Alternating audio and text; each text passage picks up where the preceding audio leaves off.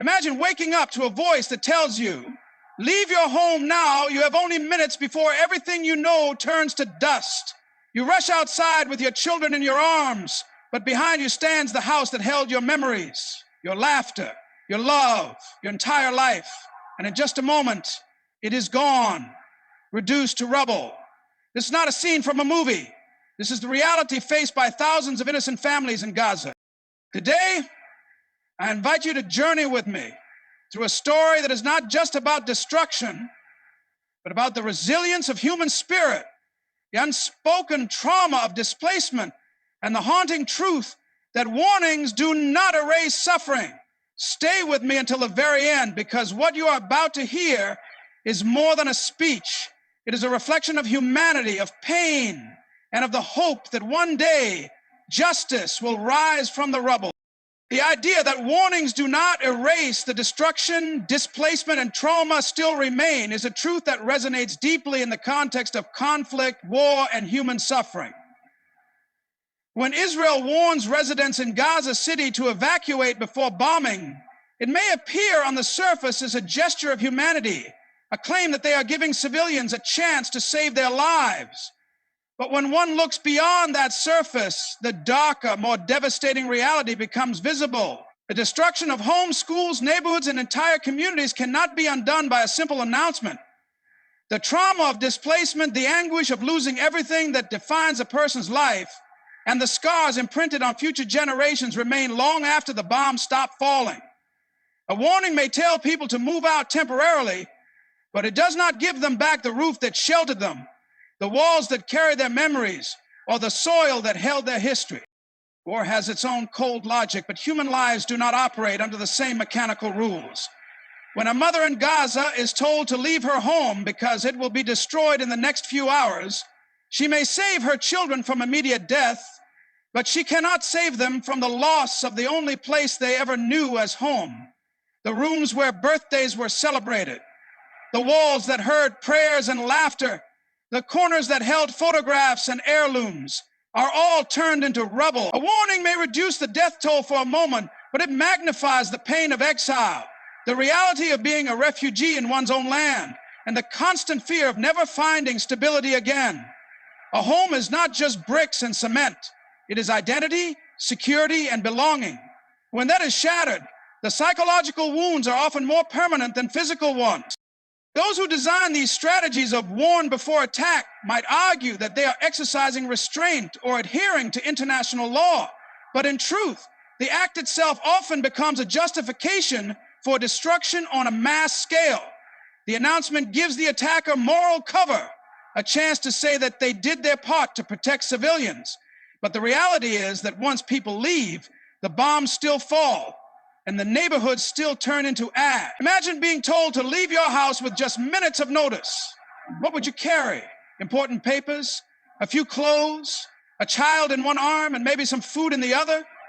What happens to the books, the family albums, the furniture collected over decades, the savings kept for emergencies, the small toys a child clings to at night? All of it vanishes in seconds. And though life is spared, the very essence of living is erased. This is why displacement is one of the cruelest legacies of war. It creates a life of uncertainty where families wander from one temporary shelter to another. In Gaza, where borders are sealed and movement is restricted, even displacement is a prison. People do not just leave their homes for safer areas. Often there are no safe areas. They move from one zone under threat to another, carrying trauma like a permanent shadow. Children grow up not knowing what stability feels like, their childhood stolen by sirens, explosions, and the constant fear that nowhere is truly safe. They may survive the initial blast, but they spend years reliving the terror in their dreams. Warnings cannot prevent that kind of psychological wound. Now, the harsh truth is that displacement often leads to a cycle of generational suffering. A father who loses his shop in an airstrike cannot provide for his family the way he once did. A student who sees her school destroyed may never return to formal education. A family forced into a crowded shelter struggles with disease, hunger, and humiliation. These consequences ripple outward. shaping the future of entire communities. So when leaders or military officials say that they gave warnings, they fail to acknowledge that survival without dignity, without roots, without hope, is itself a form of death. The trauma does not vanish when the attack ends. It becomes etched into the DNA of a people who are repeatedly displaced and denied stability. Scientists who study trauma often explain that forced displacement can be as damaging as physical violence.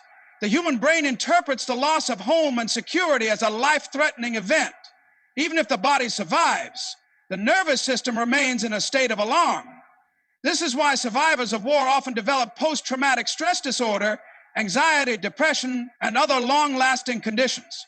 When bombs fall on Gaza, the world often focuses on the death toll as a measure of destruction, but what is rarely counted is the silent epidemic of mental scars left behind. For every life lost, there are hundreds more who live on with broken hearts, shattered dreams, and the unbearable weight of having watched everything collapse. Warnings may move people out of immediate harm, but they cannot shield them from this invisible catastrophe. Consider the symbolism of rubble. When buildings are destroyed, they are not just demolished structures. They are the burial grounds of history, culture, and memory. A mosque that falls was not only a place of prayer, but also a center of community gathering. A marketplace that turns to dust was a source of livelihood for countless families.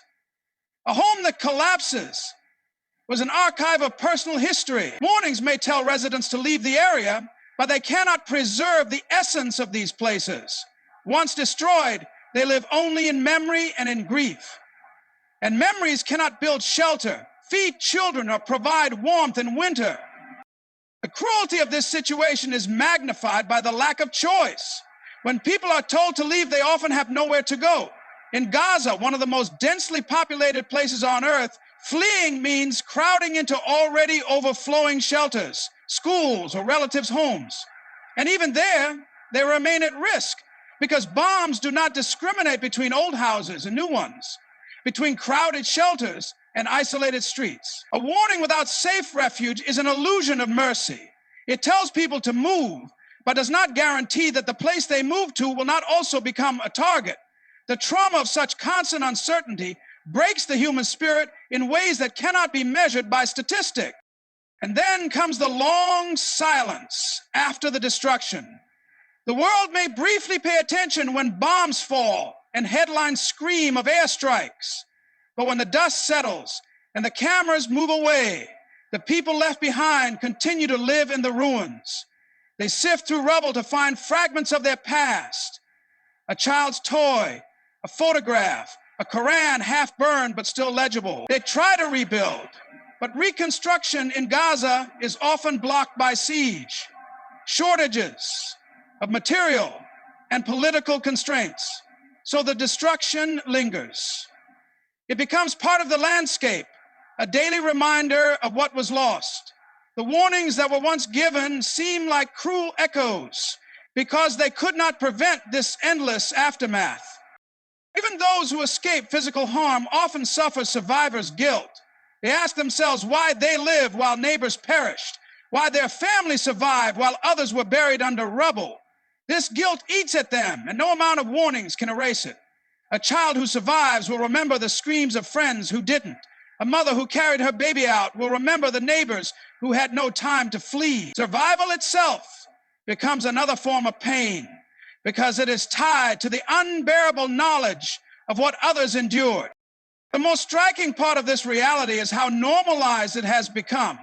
In Gaza, generations have grown up under siege, bombardment, and displacement. For them, warnings are not unusual, they are part of life. But normalization does not mean acceptance. Each warning is still a shock, each displacement another wound, each destruction another theft of dignity. The cumulative effect of decades of warnings and bombings is a society scarred beyond recognition. Even if one day peace arrives, the trauma will remain in the minds of those who lived through it. The world may move on, but the victims will always carry the burden. This is why the statement warnings do not erase the destruction, displacement, and trauma still remain is more than just a moral reflection. It is a reality grounded in lived experience, psychology, and history. Warnings may reduce immediate fatalities, but they cannot erase the destruction of homes, the exile of families, the erasure of culture, and the deep psychological scars left behind. They create the illusion of mercy, but in truth, they only soften the image of violence without changing its impact. People may leave their homes alive, but they return to find their lives buried in dust. And from that dust rises a trauma that will not fade, a displacement that will not end, and a memory that will not die. In conclusion, the truth is undeniable. A warning may shift people from one place to another, but it does not undo the violence that follows. The destruction of homes, the shattering of identities, the pain of exile, and the psychological scars etched into innocent lives remain long after the bombs fall silent. Warnings may be announced with the claim of morality, but they do not erase the reality of suffering. They cannot rebuild the homes that are lost. They cannot restore the memories buried in rubble. And they cannot heal the hearts of children who grow up with fear instead of safety. True humanity is not in giving a notice before destruction. It is in choosing not to destroy it all. Until the world recognizes this, the people of Gaza and countless others facing similar injustices will continue to carry wounds that words cannot describe. I wish you all the courage to stand for truth, the compassion to feel the pain of others, and the strength to raise your voice where silence only deepens the injustice. Thank you for listening with open hearts, and good luck in carrying forward the message of humanity and peace.